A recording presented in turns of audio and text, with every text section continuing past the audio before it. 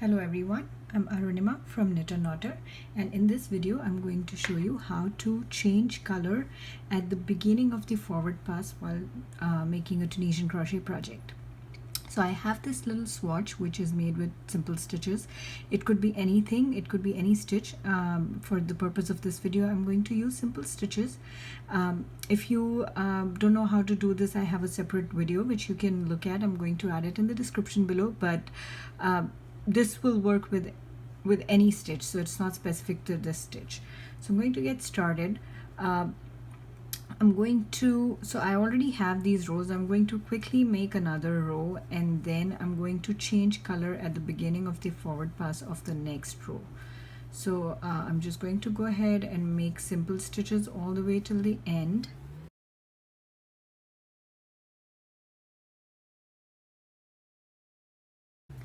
Make the reverse pass.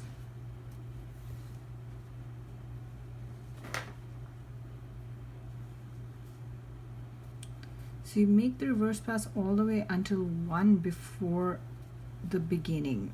So until you have 2 loops on the hook. So you have 2 loops on the hook at this point. So here is when I'm going to change color. So I'm going to attach my next color and pull that through. So that is how I'm going to attach the second color, and I'm going to make my next row with this color. So just continue making your stitches as you were making them, but just with the other color.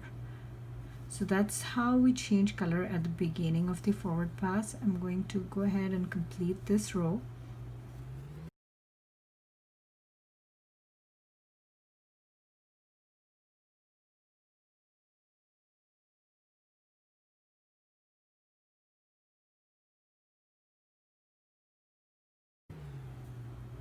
Here I have 2 loops on my hook at this point. If I wanted to make my next row of a different color, I'd attach that other color here. So I'm going to go ahead and do that. I'm going to make my next row with this first color. So here I'm just carrying this at the back. I picked up this color and pulled that through the 2. And I'm going to now continue making this row with that color. So I'm just giving this a slight tug here, so it's not too loose, not too tight, just the same height as the previous row, and I'm going to just make this row with this color.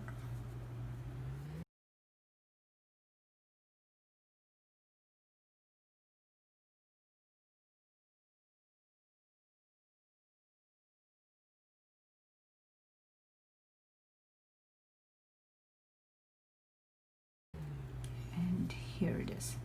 So this is how it is. So it is, you can't really recognize that the color has changed at this point, and that's pretty much it for changing color at the beginning of the forward pass for Tunisian crochet. If you have any questions about this technique, feel free to reach out to me, and I have a bunch of other tutorials which you are welcome to check out.